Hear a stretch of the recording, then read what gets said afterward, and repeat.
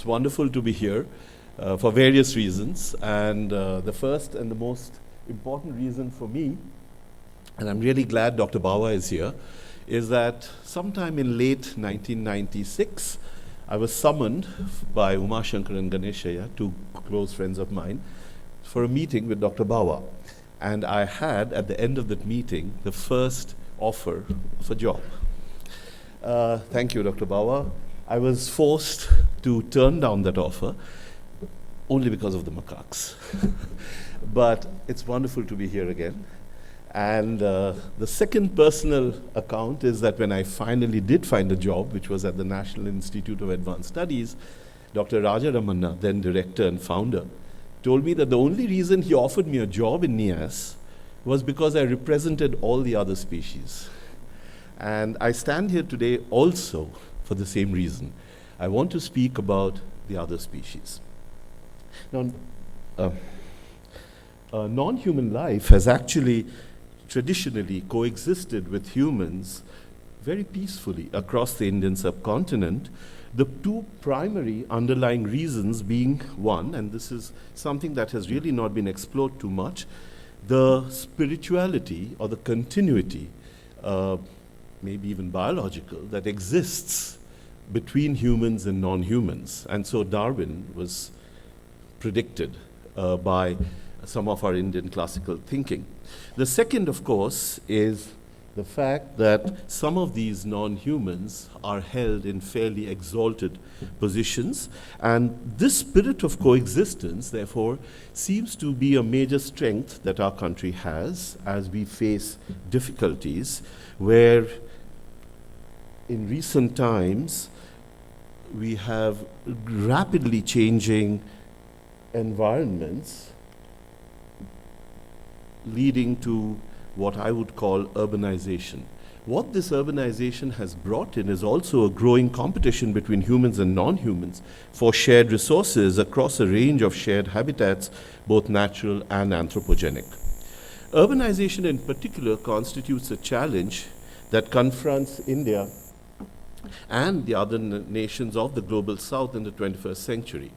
Our rapid urbanization is itself responsible for severe environmental loss or degradation, seriously affecting the lives of most non-human species with which we share our lives.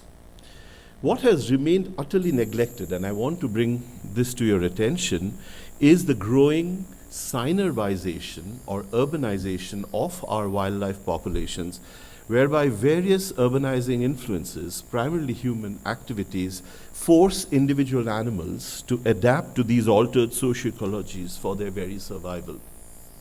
And although we are now concerned about the urbanization of nature, viewed as a transformative process, we continue to be very silent about how urbanization alters non-human life worlds.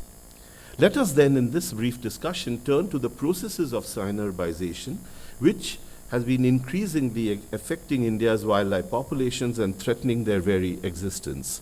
I will briefly tell you two stories today, both recounted from the perspectives of our fellow non-human beings. The first one is on becoming urban, but also perhaps becoming human in some ways, narrated by our Asian elephants from the plains of southern India, who tell us how we are bringing the city to them and changing their lives.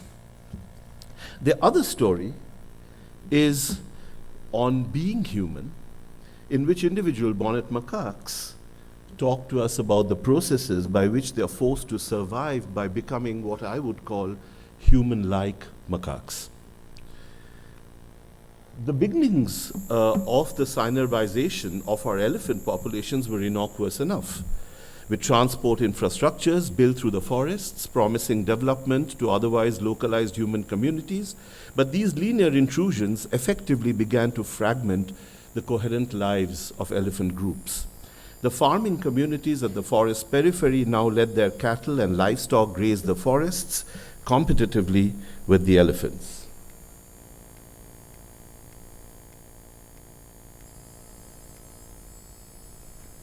The forest management built cemented waterholes to provide water to the drying forests, and watchtowers to monitor the restless wildlife.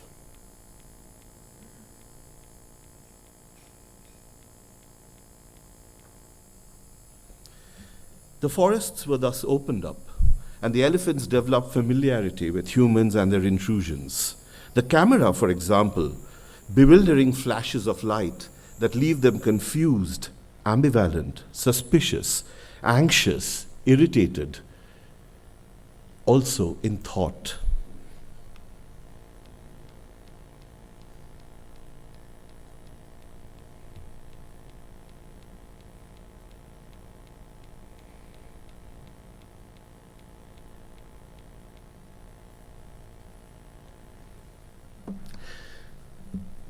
Unfathomable eyes that pry into their every movement, tracking them daily, their lives changing imperceptibly. Eyes that understand, that seem to understand, to predict, watching them, touching them, often repeatedly. So the elephants start interacting with the camera in different ways, and that is what I'm saying changes their lives. Days later, they pass this way again, the same way, because these are traditional routes, but now there is no physical contact, their eyes only meet that of the camera trap. The camera is now a part of the elephant's home range and also integral to their accumulated knowledge of the landscape.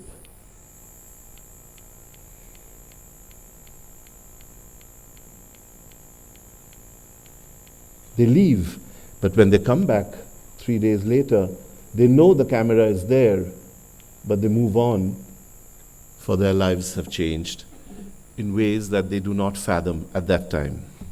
They then decide to leave the forest, and this movement is further promoted by our changing land use, especially the development of peri-urban agriculture around the shrinking forests.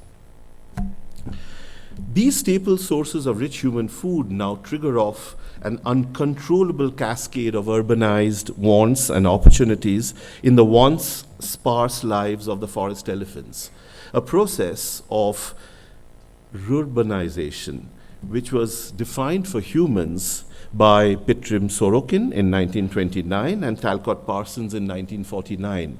Why urbanization? Because the lives of the elephants have become what I would say rural for a very, very long time, right, over centuries. And now the process of urbanization takes place, very akin to how the rural-urban transformation takes place in human communities. This synerbization is manifest through extreme behavioral adaptations displayed by individuals against increased risks of mortality, including unprofitable reformations in their social lives. Human attitudes, perspectives, and behaviors also begin to change, transitioning from a reference for live elephants to agonism against them. From peaceful coexistence to aggressive competition where there are no choices left for anyone anymore. The forests have been disrupted forever, the once violent human environments inexorably appropriated by the elephants for their own. As Chris Philo and Chris Wilbert in 2000 point out, the orderly animal spaces traditionally decided upon by people have now been replaced by beastly places, which the elephants themselves have established, but not without their concomitant dangers.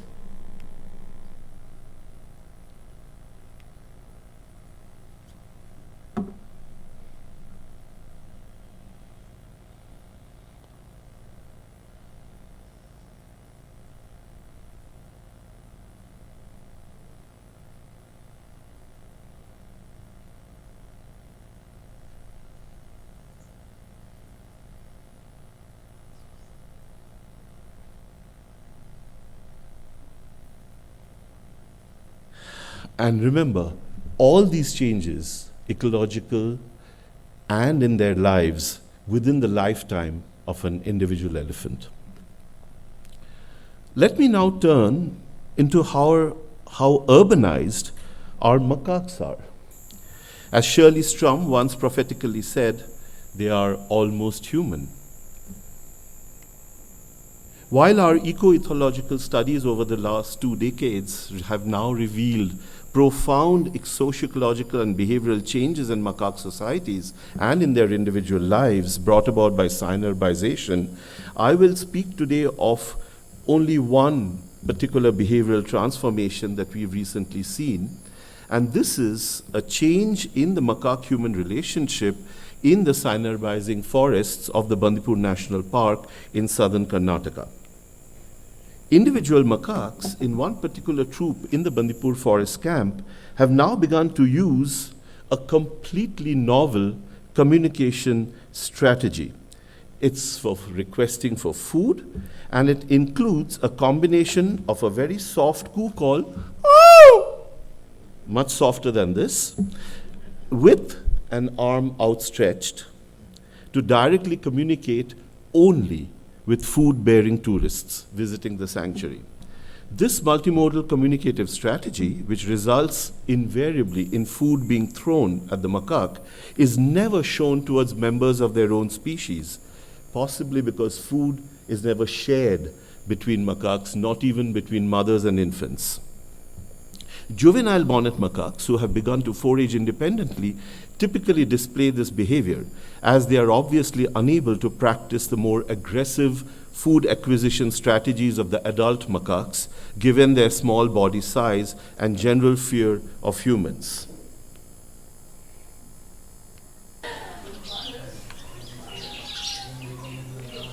No. That's the coo call. No.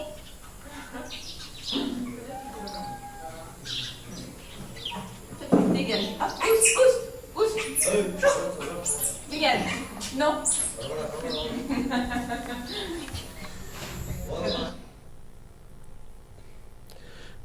What makes this communication system unique, however, is that all its component gestures are performed, and we have shown this experimentally, intentionally, and with the hand extension gesture, possibly even referentially.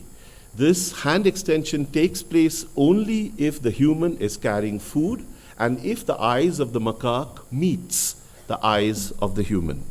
And this request, which clearly demonstrates the simple but powerful intention of a young, hungry macaque to obtain a morsel of food, becomes reinforced and ritualized when positively rewarded for by human beings. It is, after all, emotionally quite wrenching not to respond to this unusually human appeal. Let me then leave you to think about the nature of these behavioral transformations that I've spoken about, both amongst elephants and amongst the macaques.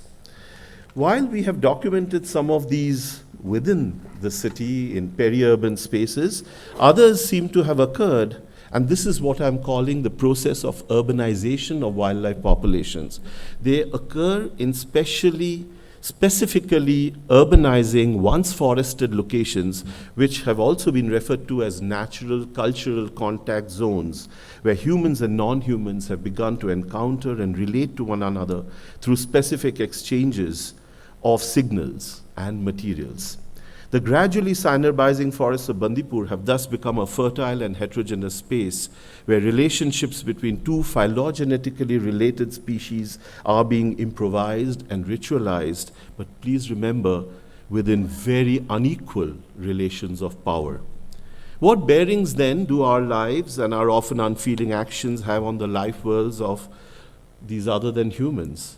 And how can a comprehension of these shared life worlds contribute to a recasting of our own perspectives, prejudices, and practices? Does the fervent appeal for food with arms outstretched then embody the macaque's desperate, effectual bid to cope with the loss of their habitats and resources to a far more powerful species? A final act of negotiation with a world quietly slipping away from their grasp? We thus need to think deeply, and this is my appeal to each one of you. We need to think very deeply about what urbanization entails for animals themselves and how we can evoke animals' geographies of the urban with or without the grain of human design incorporated in them. It is perhaps imperative that we track these sentient and sensitive ecologies in ways that are attentive to non-human life worlds, not just as fundamental constituents of the urban, but to ecologize our urban planning and governance in the days to come. The city is also for the other than humans.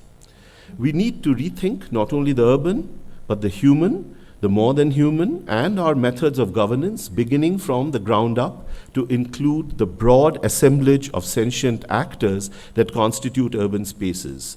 There are then diverse challenges and opportunities for lively engagements of behavioral ecologies, of the non-human and the human, with typically human-dominated political ecologies all embedded in the urban and in the urbanizing. Our common worlds and entwined futures are here and now. Thank you.